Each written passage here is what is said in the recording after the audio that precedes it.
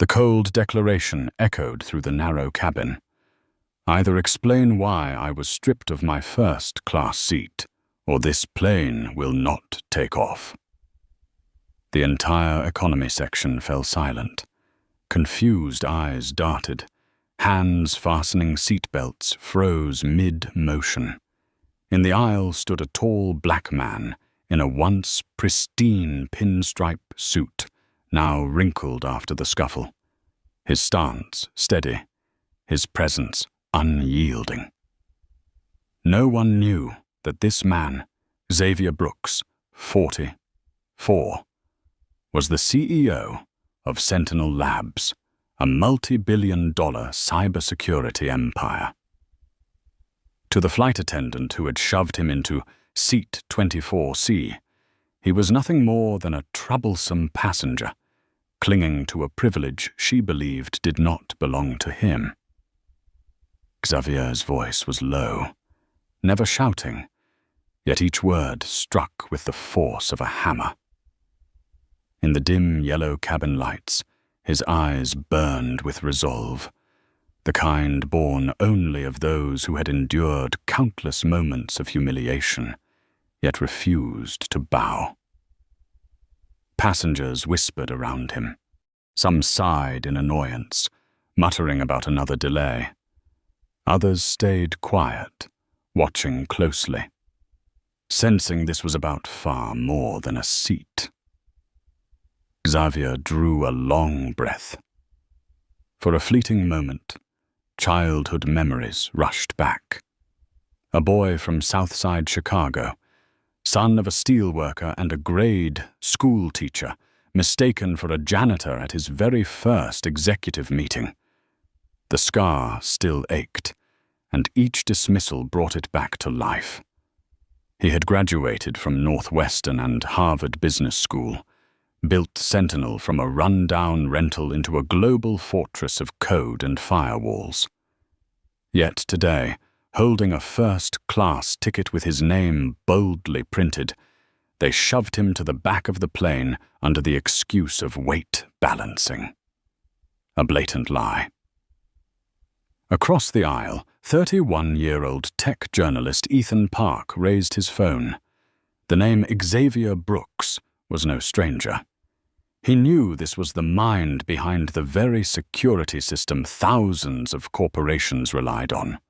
A billionaire CEO in economy. Ethan's chest tightened.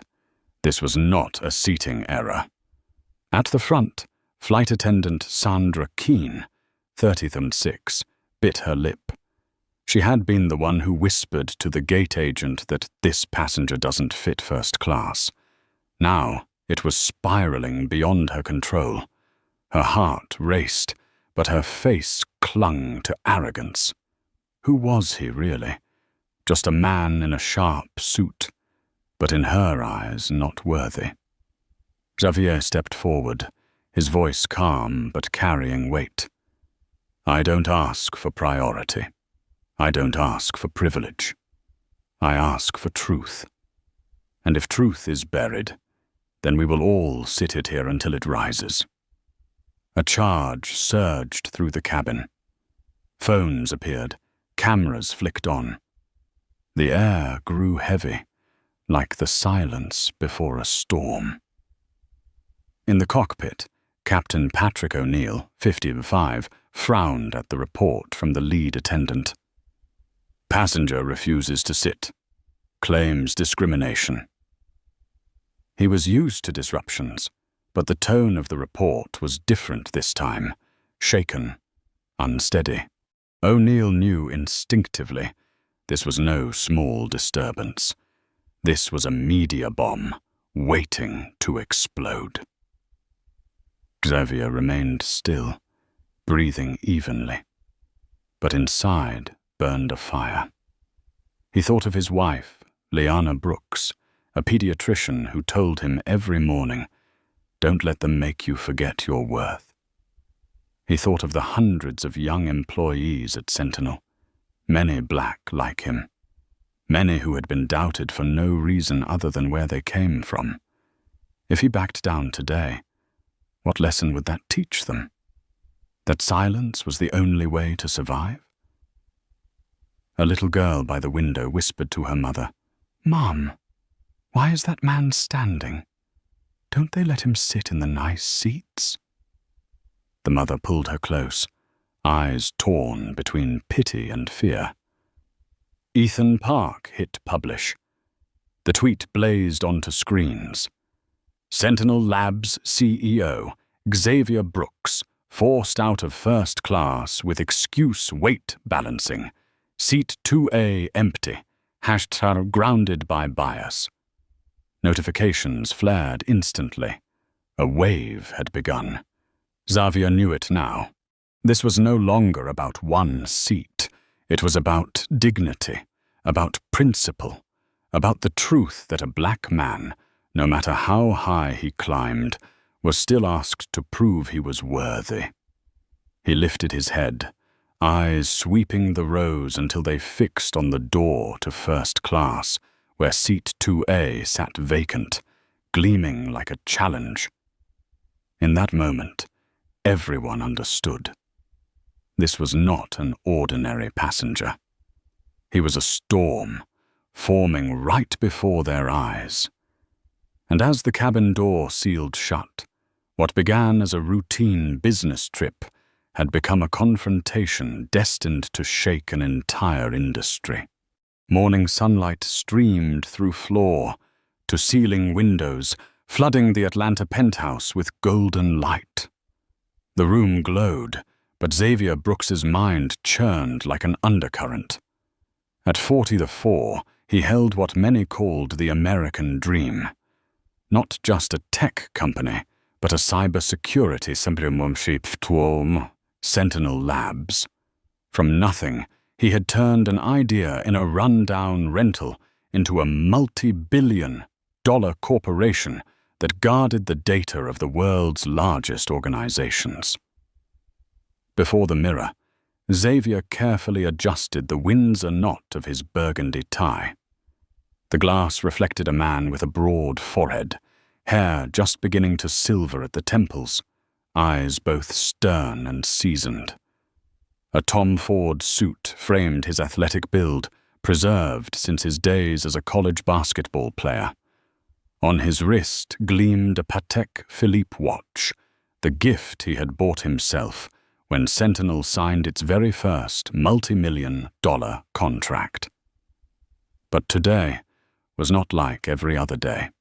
Today, he was flying to San Francisco to finalize the Horizon Dynamics deal, a $300 million agreement that could define the future of his company. His phone buzzed. On the screen, Nora Patel, Sentinel's COO and his partner since the beginning. He tapped speaker as he packed documents into a leather case. "Everything in order, boss?" Nora's voice came with the click of keyboards in the background. "In order. What about Horizon?" "Legal has cleared all terms. No surprises left. But their CTO still wants to keep the company independent." Xavier smiled. He knew the type. Brilliant with code, but resistant to being absorbed. "Don't worry. I'll speak with him directly. Paper doesn't dissolve resistance, but people can." Nora laughed softly. "Classic you. We've arranged everything. Hotel, car service, board meetings. You just need to land in San Francisco. Then let's write the next chapter for Sentinel," Xavier said, ending the call. In the silence that followed, memories of Chicago rose up. His father, James Brooks. Calloused hands from double shifts at the steel plant. His mother, Eleanor, an elementary school teacher, patiently correcting spelling mistakes in his homework. Every night they reminded him, "You can lose everything, but no one can ever take knowledge from you." His path had never been smooth. With a Harvard MBA and impeccable performance, he had still watched less experienced white colleagues climb the ladder past him. He remembered his first leadership meeting, mistaken for a janitor. That humiliation etched itself into him, fueling the creation of Sentinel, not just to prove himself, but to declare, "We belong at this table." A notification pinged. Time to depart. Xavier grabbed his case and stepped into the private elevator to the ground floor. The doors opened to reveal Leon Harris, his longtime driver, waiting beside a gleaming black Tesla Model S. "Good morning, Mr. Brooks. Big day today." Xavier smiled faintly. "Every day matters, Leon. But yes, today is special." The car slipped into the packed lanes of Atlanta's freeway. Leon glanced in the mirror. "South Gate at the airport is under construction, but we'll make it on time." Xavier nodded, eyes fixed on his tablet. Charts and projections flashed, outlining the integration of company cultures post-merger. He knew 300 million was just a number. Without cultural alignment, everything could collapse into dust. Outside, the Atlanta skyline shimmered in the morning light. This was the city he had chosen for Sentinel's headquarters, not only for its infrastructure, but because it carried the legacy of the civil rights movement. His success was a message to the next generation. People of color could lead global technology. "Mr. Brooks, when's your return flight?" Leon asked. "Tomorrow. If all goes well, we'll celebrate a new chapter." He paused, catching Leon's eye in the mirror. "And Leon, thank you. You always get me to the right place at the right time." "Just doing my job, sir. And doing it exceptionally," Xavier replied quietly. The Tesla turned into Hartsfield-Jackson International Airport. His heartbeat slowed. The day had arrived. Through the years, he had mastered the art of remaining calm under every scrutinizing glance. But what he could not anticipate was that today's greatest challenge would not be in Horizon's boardroom. It was waiting for him at the boarding gate. And this business trip would not be only a deal. It would become a public battle for dignity. The glass doors of Hartsfield-Jackson International Airport opened, and the Monday morning crowd poured in like a flood. Wheels of suitcases rattled, announcements echoed overhead. The smell of fresh coffee mixed with the cold metallic scent of the vast space. Xavier Brooks walked with steady steps, pulling his cabin bag. In his hand was a first-class ticket, Seat 2A, clearly printed. A seat that had been purchased, confirmed, fully paid. At the first-class check-in, the line was shorter, the carpet deep blue, the signage glowing. A young agent with a name tag reading Amber Davis looked up, her eyes widening for a moment as she saw the name on her screen. "Mr. Brooks, I just read the Business Insider piece on Sentinel Labs. I really admire the AI security technology your company is developing." Xavier gave a small nod, his smile genuine. For once he was recognized for what he had built, not judged for how he looked. "Thank you, Amber. Just my carry-on. I'm not checking bags." "Of course, sir. Seat 2A, gate B23, first class. The lounge is near B12. Have a great flight." As Amber printed his boarding pass, an older colleague at the counter beside her cast a longer glance than necessary. His eyes scanned Xavier's suit thread by thread, as though questioning whether this black man truly belonged in the priority line. And Xavier recognized that look instantly. He had seen it all his life. A look of doubt. A look that silently challenged his right to belong. He said nothing, only smiled, took the boarding pass, and walked on. But his steps grew heavier. At security, the pre-check line for priority passengers moved quickly. When it was his turn, the screener held his ticket and ID longer than usual. A frown appeared. "Sir, please step aside for additional screening."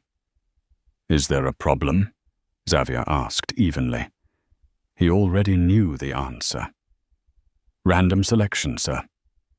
Random. A word he had heard too many times. Random. So frequent, it was no longer random at all. While a few white businessmen breezed past, he was scanned again, his bag rifled through.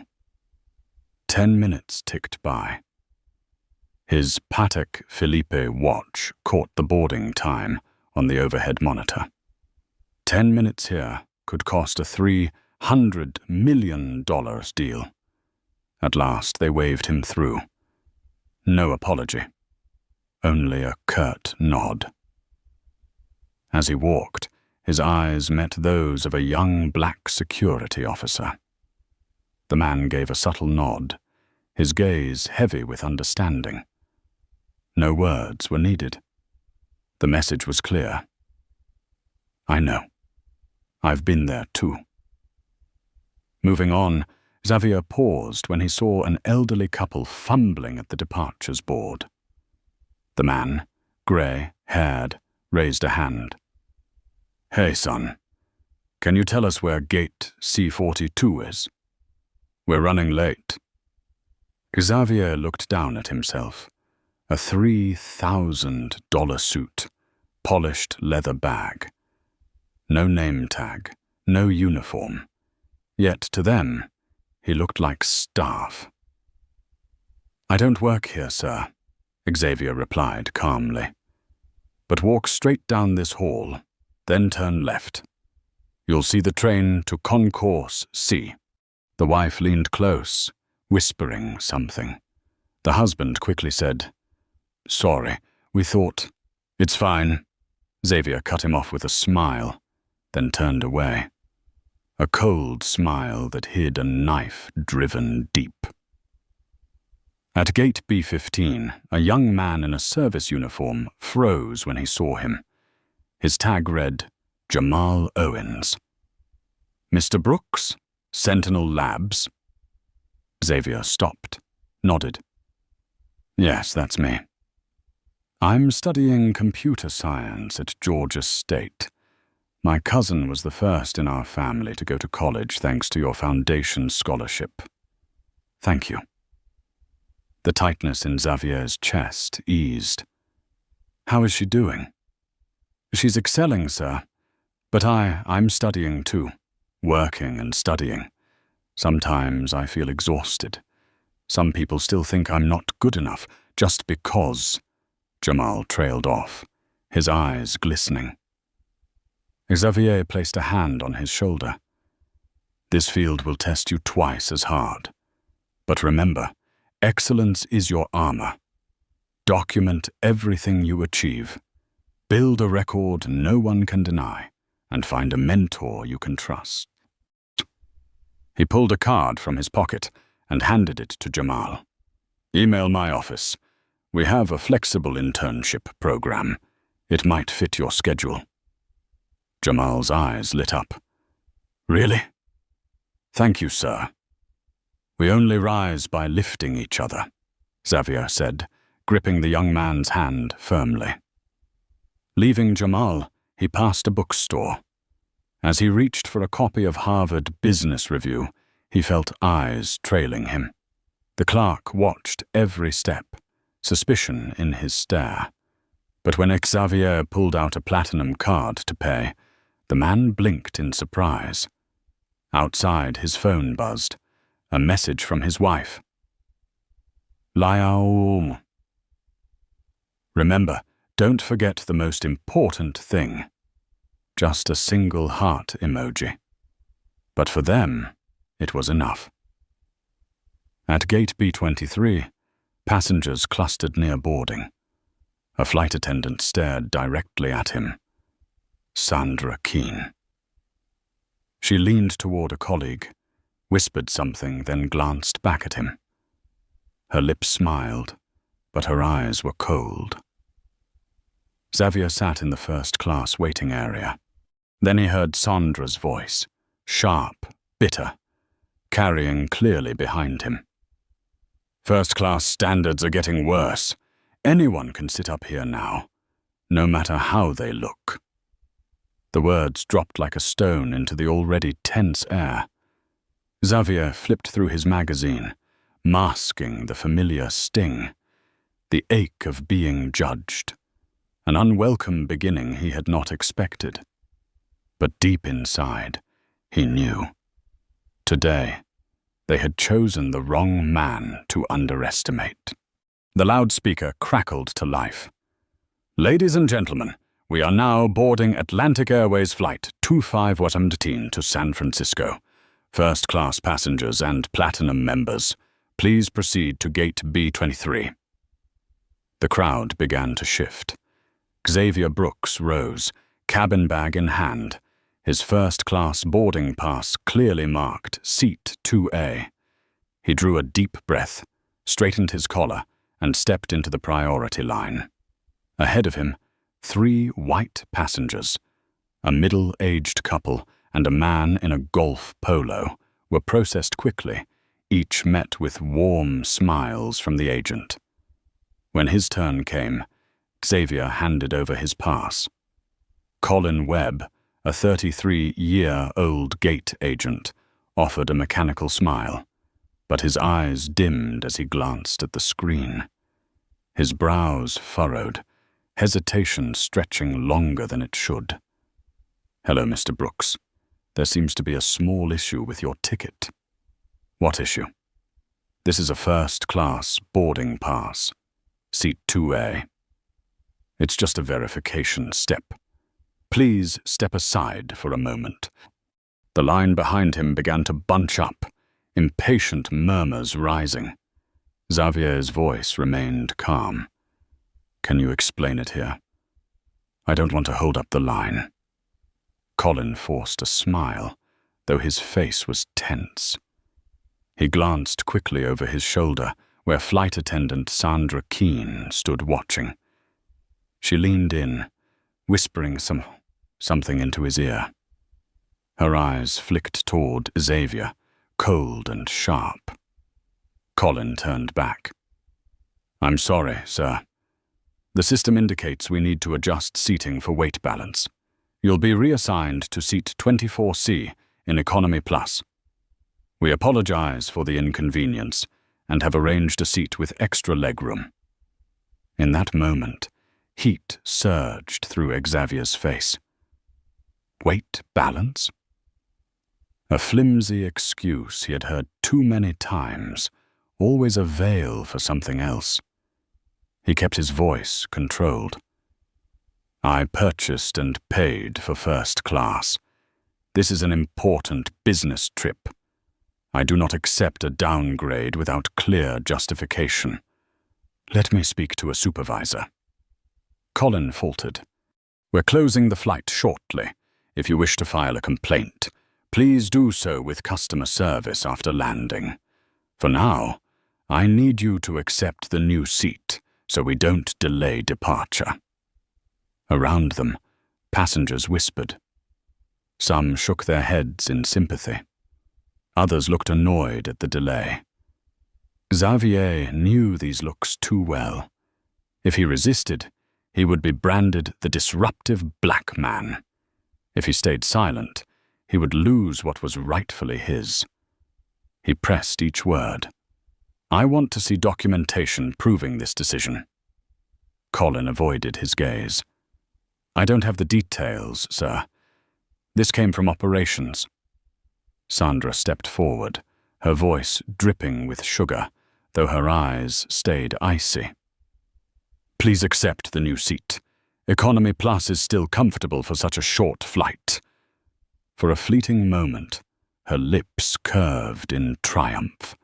The pressure of the long line behind forced Xavier's choice. His grip tightened on the handle of his bag, the fire in his chest burning hotter. Finally, He accepted the new boarding pass for 24C, but his eyes never left Sandra. They were not the eyes of a man conceding, but of one recording every false smile, every lie, committing it all to memory. As he walked the jet bridge, Xavier passed through first class. Warm golden light, wide leather seats. He counted the rows. Seat 2A. His seat, still empty. No one had taken it. At that moment, his eyes met those of Talia Monroe, a black flight attendant serving in first class. Her gaze dropped to the economy ticket in his hand, then flicked to the empty 2A. She gave a subtle nod, a signal unspoken. "I know what is happening, and I stand with you." Xavier clenched his jaw and continued silently toward the back of the plane. Row 24C was cramped, wedged between strangers. He placed his bag above, sat down, his pulse pounding.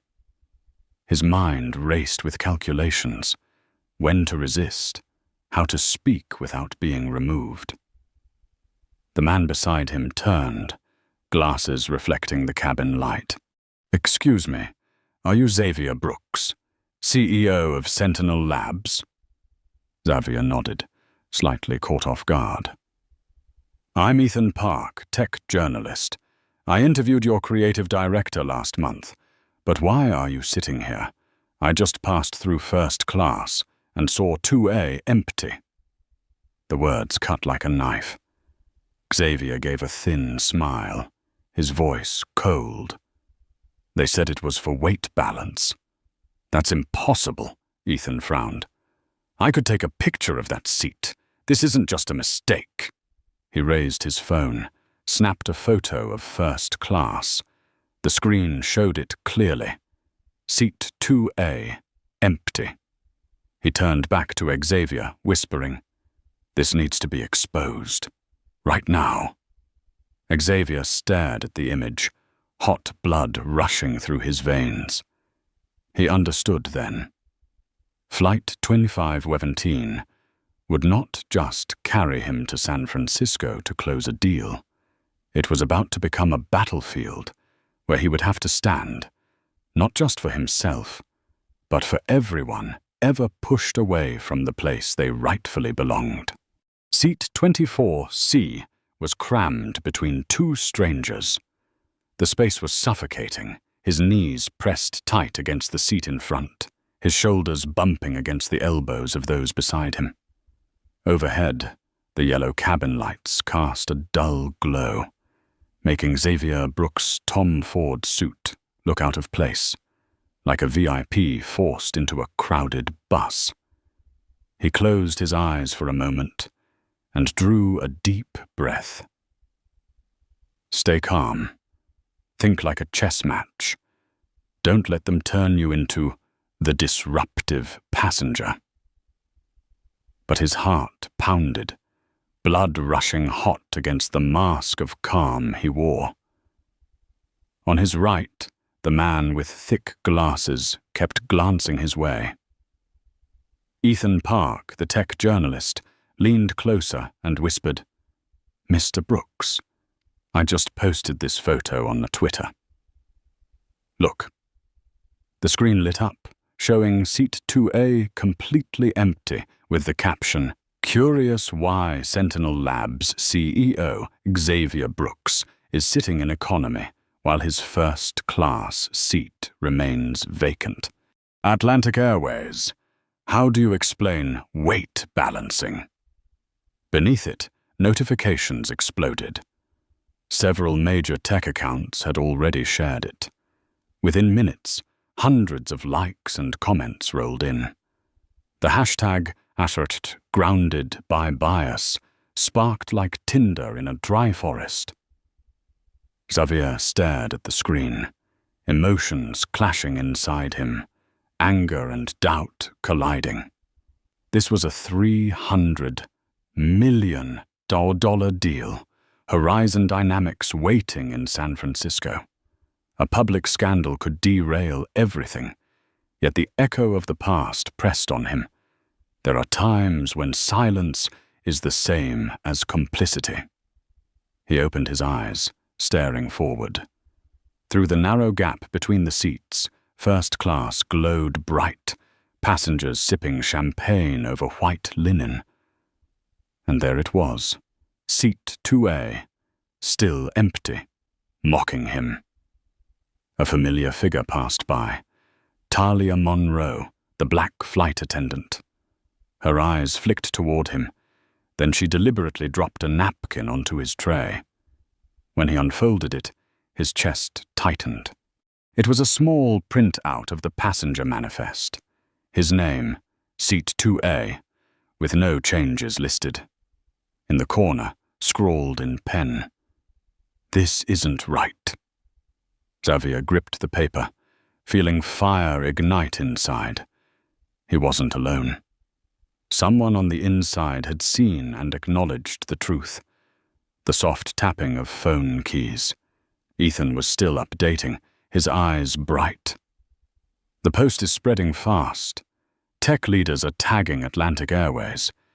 They can't stay silent much longer. "Ethan," Xavier murmured, calm but firm. "This isn't about a seat. It's a test of dignity." On his left, the man who had been silent until now shifted and leaned closer. "Sorry. I couldn't help overhearing. What they did was wrong. I saw them hold you at the gate. I'll testify if needed." Xavier nodded, sensing a small wave of support spreading through the cabin. The intercom buzzed, announcing final boarding. Xavier closed his eyes, hearing his father's voice. "Sometimes, silence is just a ticket for them to repeat injustice again." His mother's words followed.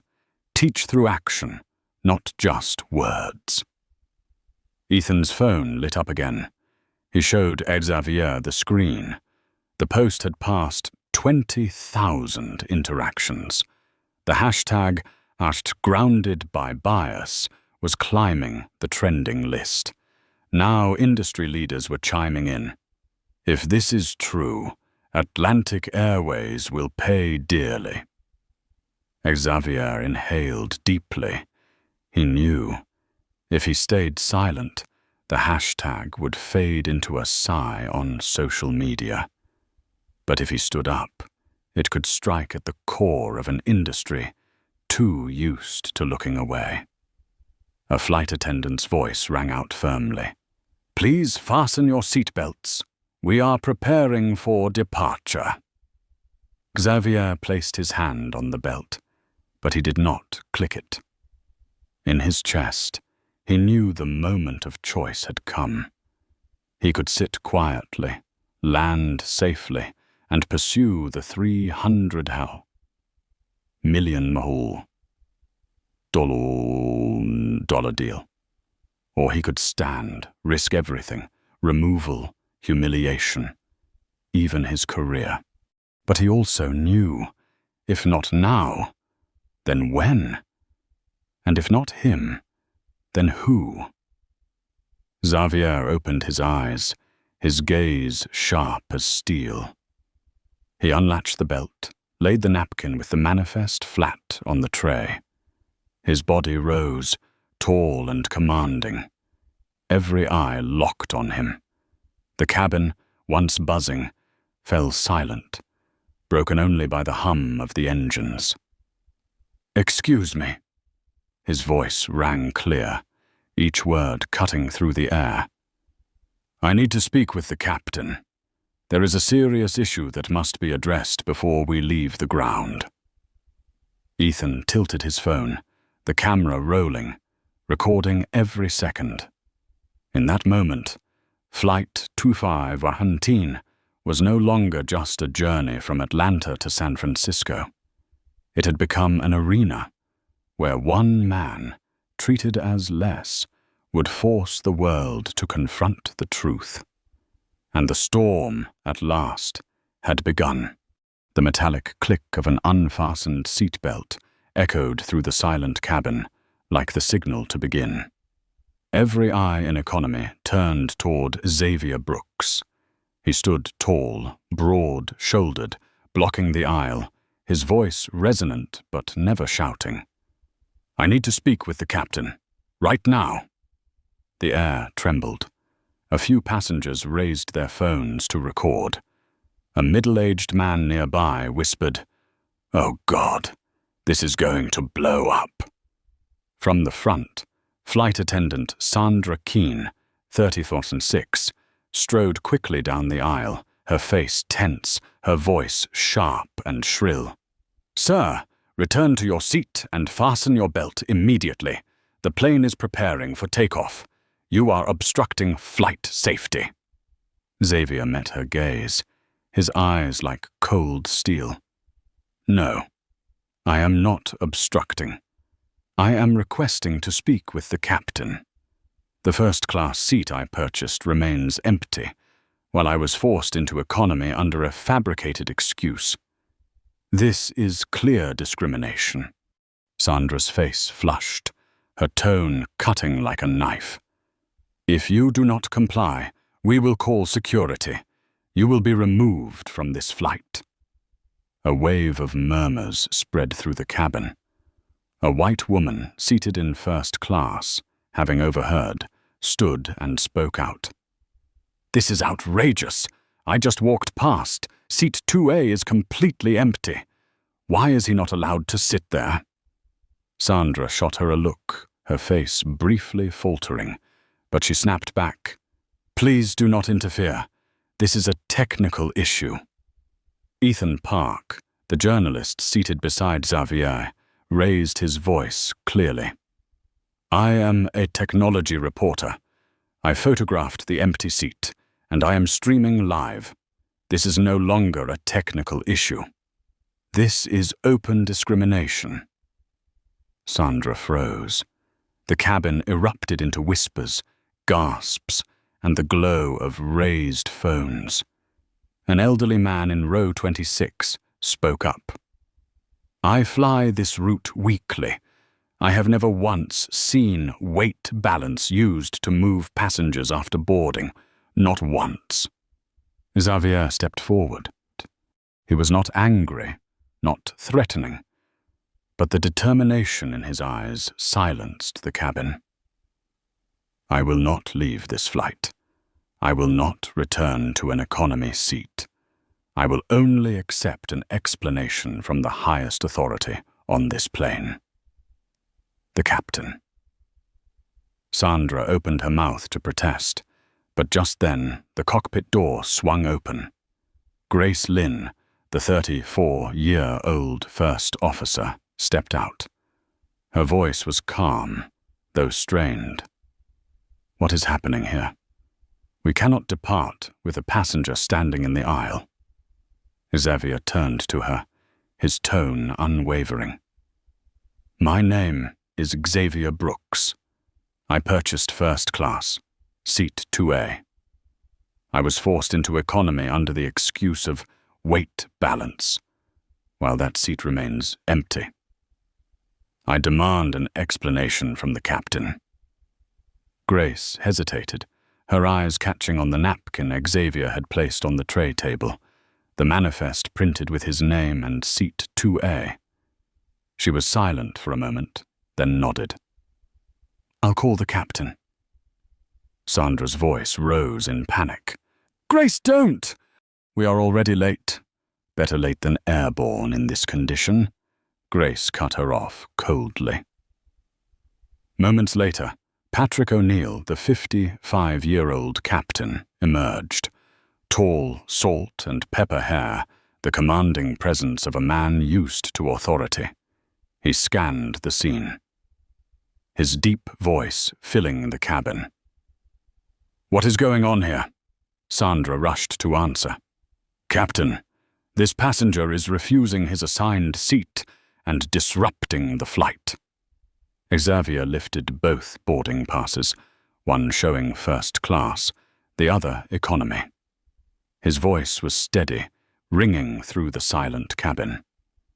"I am not refusing my assigned seat. I am refusing deceit. This is my original first-class ticket, seat 2A. That seat remains empty. No documentation proves this reassignment was necessary. I have been discriminated against, and I will not stay silent." His words fell heavy as a gavel strike. Captain O'Neill frowned, taking the manifest from Talia Monroe's hand, scanning it quickly before raising his eyes, now dark and stormy. He turned to Sandra, his voice firm. "Is it true that Mr. Brooks was issued seat 2A?" Sandra stammered. "Yes, but ground operations said—" Patrick cut her off. "Enough. I need the gate agent here immediately." Murmurs rippled across the cabin. Some passengers began to clap. Ethan Park whispered into his phone, "This is live. The hashtag #GroundedByBias is already trending at the top of the region." Xavier stood tall, not triumphant, not rushing. In his chest spread a strange calm. He knew this battle had already outgrown a single airplane seat. It had become a declaration of war on the system itself. Sandra lowered her head, sweat beading at her temple. Xavier lifted his chin, his eyes burning with resolve. If he was forced off this flight today, then at least the entire world would know why. And in that moment, the line between an ordinary journey and a historic turning point was erased forever. The air inside the cabin was so thick it could be cut with a knife. Captain Patrick O'Neill kept his voice stern. "Call the gate agent here immediately." Minutes later, hurried footsteps echoed down the jet bridge. Colin Webb, the gate agent, appeared. His face was pale, sweat beading on his forehead, the passenger manifest clutched tightly in his hand. Patrick pointed straight at Xavier. "Can you explain why this passenger, with a clear first-class ticket, was forced into economy while seat 2A remains empty?" Colin swallowed hard, his eyes darting away. "Captain, the system flagged a weight balance issue, so we thought it was best to make an adjustment." Talia Monroe, the black flight attendant, stepped forward, holding up her tablet with the manifest on display. Her voice was sharp, every word like a blade. "There was no such alert. I just checked directly. Mr. Brooks is clearly listed in seat 2A. No other passenger was reassigned. Only him." A low murmur spread across the cabin. An older male passenger in row 3 shot to his feet. "I fly this route every week. Never once have I seen weight balance used to force a seat change right at boarding. This was clearly deliberate." Colin was speechless, the weight of every eye in the cabin pressing down on him. Behind him, Sandra Keene tried to interject, her voice sharp. "This is just a misunderstanding. We shouldn't blow it out of proportion." But it was far too late. Ethan Park raised his phone, his voice clear and firm. "I have already posted the entire incident. The empty seat, the manifest, all of it. The hashtag #GroundedByBias is trending nationwide. Tens of thousands of people are watching." Colin's face turned ashen. Patrick turned to Sandra, his eyes blazing with anger. "Were you involved in this decision?" Sandra hesitated, darting a glance at Colin before stammering softly. "I only suggested that. It should be verified. Because," her voice trailed off, but the implication was clear to everyone in the cabin. A black woman seated in economy stood, her voice trembling but strong. "This isn't the first time. I've been asked for my ticket 3 times on a flight, while the white passenger next to me just flashed theirs once." A younger man in a grey suit added, "I'm a labor lawyer. These testimonies are more than enough to establish a pattern of discriminatory behavior." The pressure swelled like a tidal wave. Patrick O'Neill exhaled heavily, his eyes locking on Colin and Sandra. "You two have created a situation that threatens not only this airline, but the integrity of the entire industry." In that moment, Ethan's phone buzzed furiously. He looked up, his voice excited. "Breaking news! CNN and Reuters have picked up the story. They're running it as breaking. A CEO forced out of first class due to discrimination. This has moved beyond Twitter." Xavier remained standing tall, his hand gripping the manifest that Talia had given him. But inside, his heart pounded not with fear, but with the realization that this time the truth would not be buried in the shadows. This time, the whole world was watching. He drew a deep breath, his voice steady, calm, yet sharp as steel. "I am not seeking privilege. I am seeking fairness. If I stay silent today, tomorrow there will be dozens, hundreds of passengers treated the same way. Enough. This must be the last time." Thunderous applause erupted from the rear of the cabin. Several passengers shouted out, "That's right! Give him back his seat. We're with you." Sandra's face drained of color as she stepped back, her lips trembling, unable to form words. Colin bowed his head, trembling, avoiding every accusing gaze. Patrick raised a hand, signaling for quiet, then turned to Xavier. "Mr. Brooks, on behalf of the airline, I apologize for what has happened. But I must coordinate with higher management before making a final decision." At that moment, a voice rang out over the crew intercom. "Captain O'Neill, this is Martin Alvarez, ground supervisor. I'm boarding now with Olivia Grant, regional director. We need to talk." All eyes turned toward the aisle. 2 new figures entered, their faces stern, their eyes sweeping across the cabin. The plane had become a stage for a confrontation far greater, where those who once hid behind the excuse of technicalities were about to have their masks ripped away before dozens of raised cameras. And Xavier, still standing firm in the aisle, knew this was only the beginning. The real storm was rising, no longer confined to a single flight, but reaching into the very heart of an entire industry. The cockpit door closed behind Xavier Brooks, and the cramped flight deck instantly transformed into an emergency boardroom. In front of him sat Captain Patrick O'Neill, First Officer Grace Lynn, Ground Supervisor Martin Alvarez, and Regional Director Olivia Grant. The dim glow of the control panels lit their tense faces, like a closed door trial.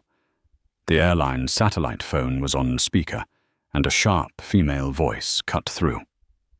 "This is Rebecca Sanderson, Eastern Regional Director for Atlantic Airways. Mr. Brooks, first I want to extend my apologies." Xavier placed the manifest Talia had given him on the console, his tone calm, but with a blade hidden in every word. "Apologies are not enough. The fact is my first-class seat was left empty. I was forced into economy with a fabricated excuse. And I am not the first." Olivia Grant interjected, her voice clipped. "Mr. Brooks, we will investigate. But the plane is nearly an hour late. Perhaps this can be addressed once we land." Xavier cut her off, his words striking like a hammer. "No, This happened in public, in front of hundreds of witnesses. It will be addressed publicly, right here. Patrick O'Neill looked at Olivia, then nodded. He had flown for decades, but he had never seen a moment like this. The world was watching. Rebecca's voice returned over the line. "Mr. Brooks, we are aware you are the CEO of Sentinel Labs. I've also been informed your company is in the process of acquiring Horizon Dynamics. Coincidentally, Atlantic Airways is considering a new cybersecurity partner. Sentinel is on that list." A tense silence fell. Olivia's brow furrowed. Martin glanced away, and Patrick pressed his lips together. Xavier stared straight at the phone, his voice ringing clear. "If you are suggesting that I will be treated better because my company could sign a contract, then you have misunderstood me. I am not asking for favoritism. I am demanding change." Rebecca paused for several seconds, then her voice softened. "Then what do you want?" Xavier sat tall, his eyes sharp. This was no longer about a passenger. It was the moment of a leader. "I want Atlantic Airways to commit to 3 things right now. First, mandatory anti-bias training for all frontline employees. Second, a transparent system to log and handle discrimination complaints. Third, the creation of a diversity advisory council with real authority to oversee company policy." He paused, scanning the faces in the cockpit before continuing. "And Sentinel Labs is ready to provide the technical solution to track and report this data, free of charge. Not because I want a contract, but because I want to ensure this never happens again." Patrick leaned back in his chair, a flicker of respect in his eyes. Grace Lynn gave a subtle nod, as if she were witnessing a strategic presentation rather than a mid-air dispute. Martin Alvarez shook his head. "Mr. Brooks, what you propose would require enormous resources and time. It cannot be promised on the spot." Xavier fired back, his tone cold as steel. "More costly than the 3% your stock just lost in the past hour because the hashtag grounded by bias is exploding nationwide?" The question landed with the weight of an anvil. Olivia glanced down at her phone, her face paling as the CNN alert flashed. "Black CEO forced out of first class. Atlantic Airways faces discrimination scandal." Rebecca's voice came again, changed now, no longer rigid, but edged with concession. "Mr. Brooks, I hear you. I will take your proposal to the executive board. But this flight must depart. If you agree to return to your first-class seat, we will release a statement immediately, pledging a full review and reforms." Xavier nodded slowly.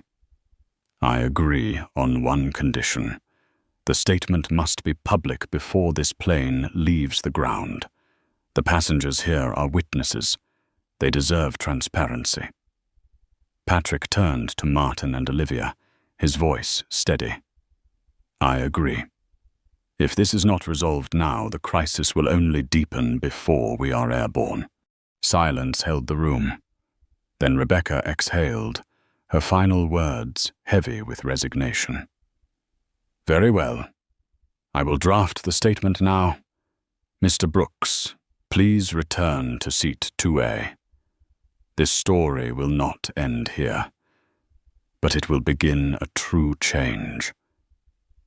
Xavier closed his eyes briefly, exhaling deeply. He knew the battle was far from over, but he had shifted the balance. No longer a lone passenger against a flight attendant. He was now confronting the system itself and forcing it to yield. He turned and stepped out of the cockpit. Beyond the door, dozens of eyes waited, and as it swung open, a thunderous applause erupted like rolling thunder. Thunderous applause filled the cabin as Xavier Brooks stepped out of the cockpit.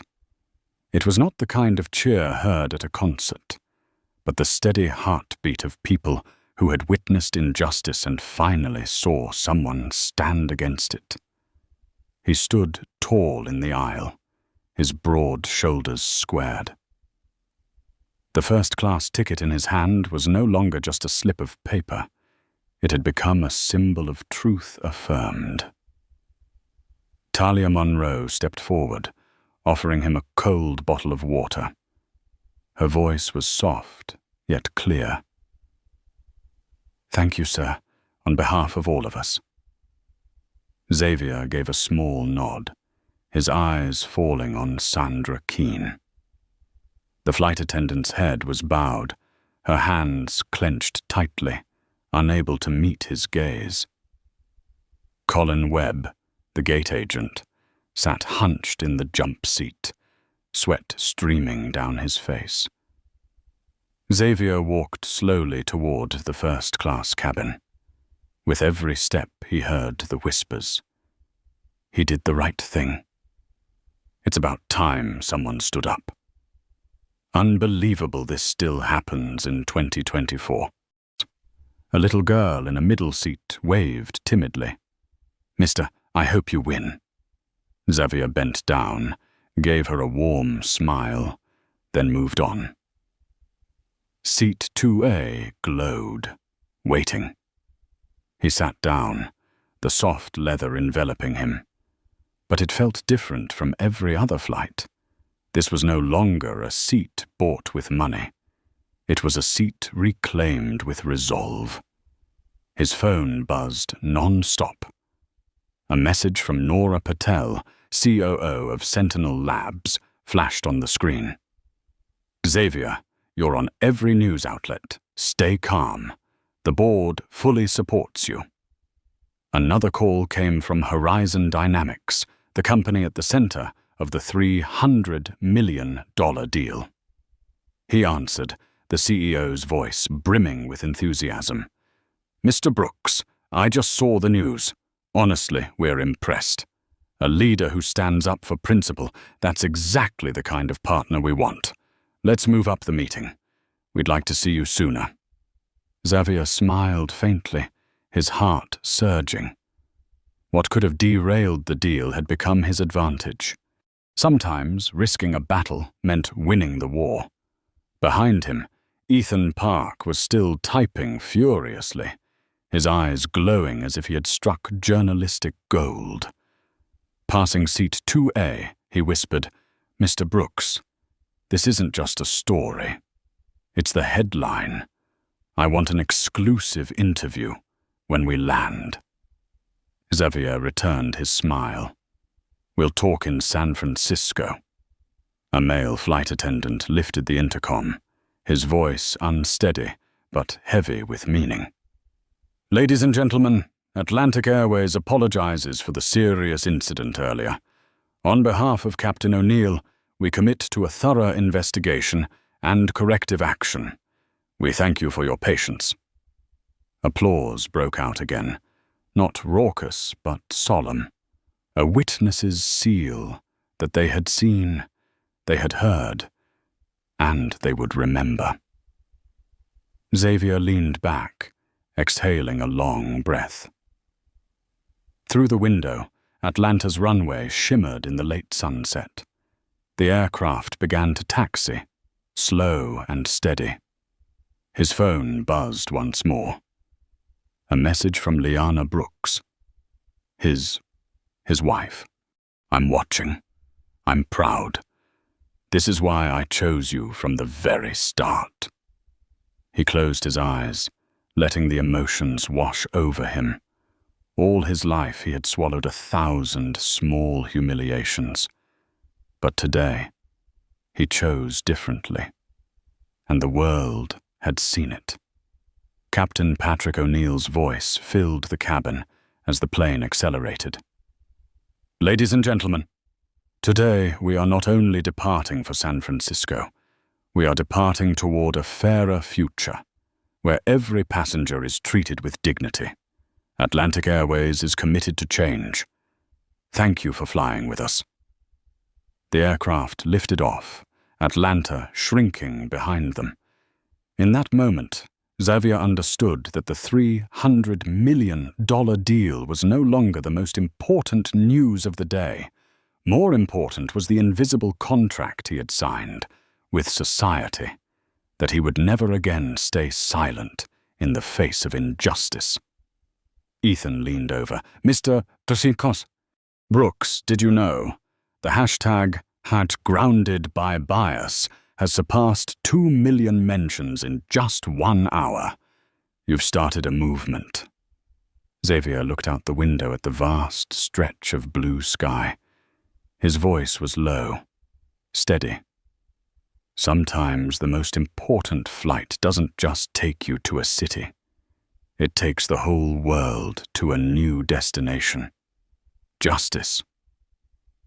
The aircraft soared into the clouds, leaving Atlanta small and distant.